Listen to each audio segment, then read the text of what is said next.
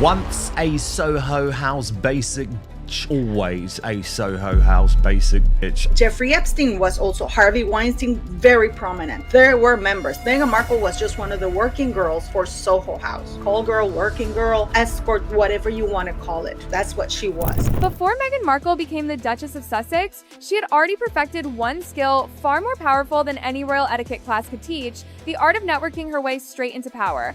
You see, Meghan wasn't just another actress trying to survive Hollywood. She was strategic. While others practiced lines, Meghan practiced entrances. She knew exactly where to be, who to meet, and how to turn a simple introduction into an empire. Forget the tiaras, forget those palace curtsies, Meghan's real crown was invisible. Her true coronation came from her ability to spot influence faster than anyone in the room. She could smell opportunity like perfume. And right there beside her, through every carefully calculated move, has always had this very, very strange fascination with Soho House, very much this weird obsession with was one man who seemed to understand the game better than anyone: Markus Anderson. The man tabloids would later call her social architect. Markus wasn't just a friend, he was her secret weapon. Meghan didn't exactly stumble into royalty. And no, she climbed that ladder in designer heels, coffee in one hand, and ambition in the other. And who was there, always holding the door open for her? Markus Anderson. When most actresses were praying for a single guest appearance on some TV pilot, Meghan was already sipping cocktails at Soho House, the elite private club Markus helped run. While others fought for auditions, she was networking under chandeliers, brushing shoulders with people who made things happen. Some called it ambition, others called it social precision. In her early days, she was totally reliant on Soho House to pay for her travel, to pay for her accommodation. But whatever it was, Markus was the mastermind who kept her orbit perfectly aligned with the powerful. He was more than a friend, he was her confidant, fixer, and gatekeeper to the world she had always dreamed of. And now, years later, whispers and leaks are suggesting Markus might finally be hinting at the truth, one that could flip Meghan's entire narrative upside down. Because behind that dazzling smile, behind that polished image of the modern royal, lies a story of ambition, strategy, and a friendship that might have gone far deeper than anyone ever realized. But it's what Markus implied recently that's truly messy, the kind of messy that the royal family hates. Guy has been around all of the time. Isn't that suspicious to you? Because it is for me. It is something Before he ever met Meghan, Markus Anderson was already the man everyone wanted to know. He had this uncanny ability to turn a nobody into a somebody with just one perfectly timed introduction. Born in Ontario with no royal blood, no inherited titles, Markus created his own empire through charm, connections, and sheer charisma. By the time he joined Soho House, the members-only paradise for the rich and the restless, Markus wasn't just running events, he was curating influence. Politicians, actors, billionaires, and heirs, they all floated through the velvet lounges he controlled.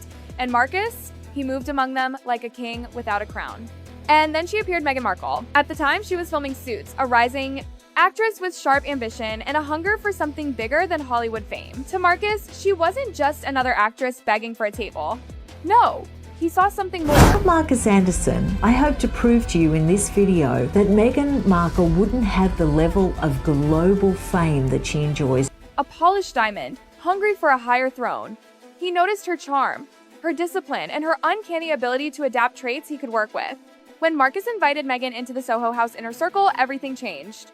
Overnight, Meghan went from being that actress on a cable show to the woman everyone wanted to know. Markus didn't just open doors, he rewrote her guest list. Suddenly, she was seen at the right parties, sitting next to the right names, and whispering with people who could shift careers overnight. But here's where it gets interesting. This wasn't romance. It was strategy. Together, Meghan and Markus built something like a silent empire, one party, one dinner, one secret meeting at a time. But Markus had no idea that this friendship one, built on glitter, gossip, and access, would one day turn into the most controversial friendship in royal history. When Meghan and Markus's worlds collided, the chemistry wasn't romantic, it was electric. Both were ambitious, sharp, and ruthless in their pursuit of success. They didn't waste time, they didn't play small. Together, they became a social power duo operating like silent strategists in designer suits. Markus saw in Meghan what others missed, someone who could merge Hollywood glamour with royal finesse. She was photogenic, persuasive, and always 2 steps ahead. And Markus, he had the keys to every secret dinner, every luxury villa, every invitation-only event across the globe. When they appeared at Soho House gatherings together, people took notice. Like a parasite always lurking in their shadow. No normal family has a constant third wheel, male or female, leeching onto their every move. Markus is practicing. Meghan wasn't just another name on the guest list anymore, she was the event. Behind the scenes, Markus was shaping her rise, piece by piece, her image, her connections, her reputation. He was the architect of her social transformation. He introduced her to designers, philanthropists, influencers, people who could polish her image and elevate her status. He arranged quiet getaways that looked like vacations but were actually networking missions in disguise. And then came one fateful weekend, a private retreat at Soho Farmhouse. That's where Meghan reportedly met Prince Harry for the very first time. And before you call it fate or fairy tale, think again, because this meeting wasn't coincidence. It was curated, orchestrated, and guided by Markus Anderson's invisible hand. To Markus, it was friendship. To Meghan, it was acceleration.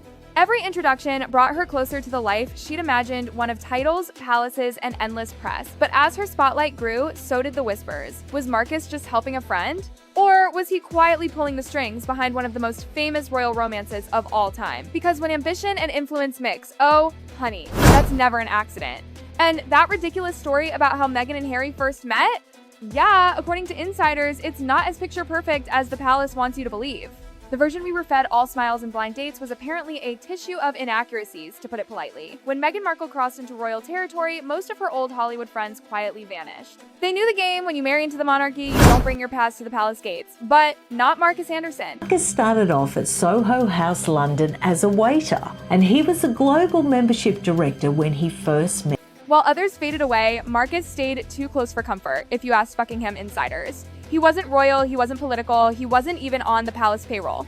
But somehow, he was always there. Private events, he's there. Luxury getaways, he's there. Pre-wedding gatherings, you bet, he's there again.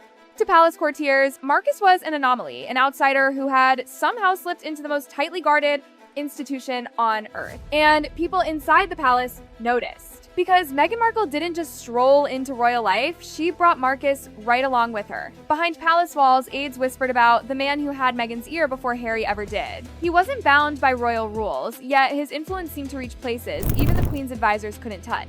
And Meghan? She didn't bother hiding it. Markus wasn't just a friend, he was her emotional anchor, the one piece of her old life that still made her feel like herself. The palace, however, wasn't charmed. They valued distance, discretion, and hierarchy. Markus valued cocktails, confidence, and conversation, not exactly royal virtues. His presence was unsettling. Every time his name appeared on a guest list, you could feel the tension in the palace corridors. Her guest list to the royal wedding, one commentator said, showed exactly where her ambitions lay: California, not Kensington. It didn't take long for whispers to turn into suspicion. Was Markus just being a loyal friend? Or was he still quietly shaping Meghan's every move, even after the crown? Because Markus blurred the lines, he wasn't royalty, yet he seemed to have power inside the palace. He wasn't a courtier, but he had access. He wasn't an official, but somehow he was always in the room. And that scared people. Because when an outsider holds influence in a world built on secrecy and control, something's bound to break. It all began with a single whisper in the press, a supposed private remark linked to Markus. That whisper detonated like a bomb. Headlines exploded across continents. Suddenly, Markus was the man who knew too much and wasn't afraid to talk. One offhand comment about his unbreakable bond with Meghan turned into a full-blown media circus. Tabloids twisted friendship into scandal, and suddenly, the man who helped build her image was accused of tearing it down. Inside the palace, panic.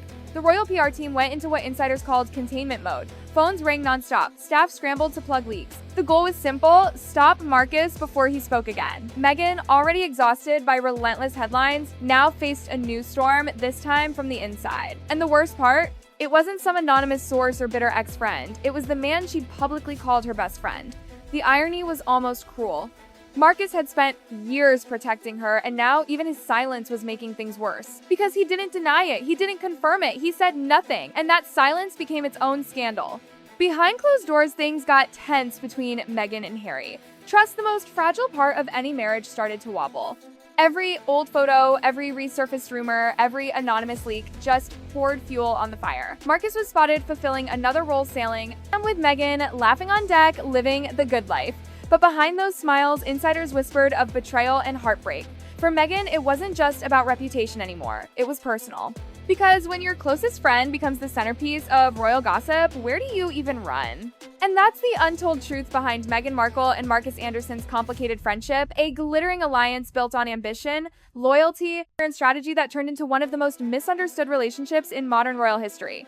Markus wasn't just her friend. He was a witness to her evolution from Hollywood hopeful to Duchess under siege. His silence spoke volumes. His loyalty, even more. But in the royal world, loyalty always has a price tag. Meghan may have stepped into the palace with charm and confidence, but every crown casts a shadow, and those shadows often know more than they're ever allowed to say. Markus Anderson's story isn't just about friendship. It's about proximity to power and how dangerous that can be. Because the closer you stand to the crown, the brighter the light burns, and the easier it is to get scorched.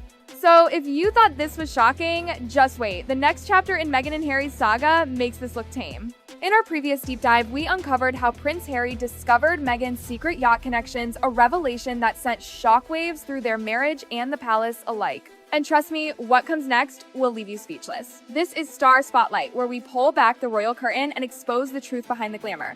Don't forget to subscribe, drop your thoughts in the comments, and get ready because the next revelation might just be even wilder than this one.